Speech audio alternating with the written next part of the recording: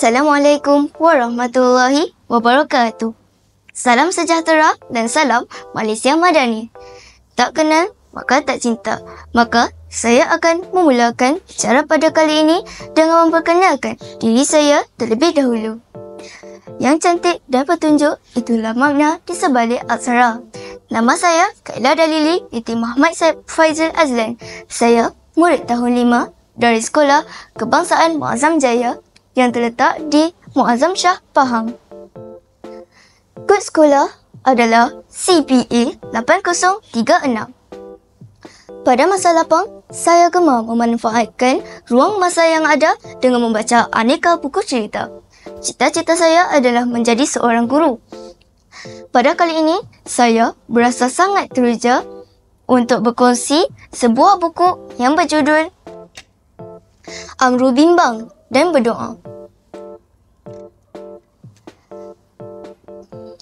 Buku ini adalah hasil nukilan daripada dua orang penulis, iaitu Husna Zubir dan Izzah Kuseman.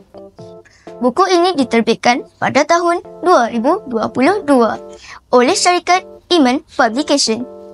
Buku setebal 38 halaman bercerita ini terdiri daripada ilustrasi warna sepenuhnya dan teks yang sangat jelas.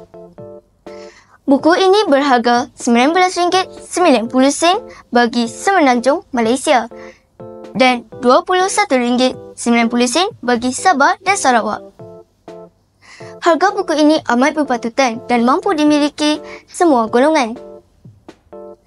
Apa yang lebih menarik, buku ini bukan sekadar buku cerita semata-mata, tetapi turut diselitkan dengan pelbagai kata motivasi, nota pengurusan emosi buat ibu bapa dan teks doa sebagai terapi jiwa. Maka tidak hairanlah jika saya katakan bahawa buku ini amat sesuai untuk semua golongan umur.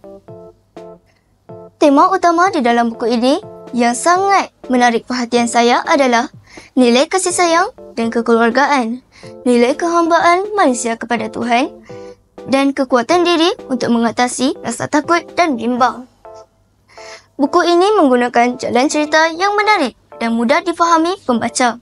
Ayo bersama saya kita membongkar isi kandungan yang terdapat di dalam buku ini. Buku cerita ini mengisahkan tentang seorang budak bernama Amru. Amru tinggal bersama ibu dan ayahnya. Mereka baru sahaja berpindah ke tempat baru. Ini menyebabkan Amru dibelenggu perasaan takut dan bimbang.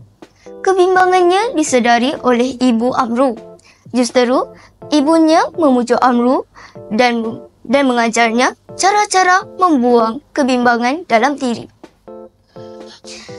Akhirnya, Amru berjaya merawat perasaan bimbangnya dan menerima suasana di sekolah baharunya. Buku ini mengisahkan, kisah di dalam buku ini membawa mesej tersirat dan pengajaran kepada kita tentang kasih sayang yang kuat antara Amru dan ibunya. Tindakan pantas ibu Amru mengajar Amru untuk mengatasi perasaan bimbangnya itu adalah satu langkah yang bijak. Buku ini juga menanamkan nilai kebergantungan kita sebagai manusia terhadap Allah. Sebagai manusia, kita haruslah sentiasa menyerahkan segala urusan kita kepada Allah setelah berusaha sedaya upaya. Nilai ini secara tidak langsung akan mendidik kita menjadi insan yang baik. Membaca bukan sahaja memberikan saya ilmu. Jadi, saya sangat menyarankan rakan-rakan semua untuk membaca buku Amru Bimbang dan Berdoa. Marilah kita bersama menjadikan amalan membaca sebagai satu budaya kerana buku akan membawa kita ke dunia yang lebih luas. Sekian sahaja bicara buku saya pada kali ini. Sekian, terima kasih.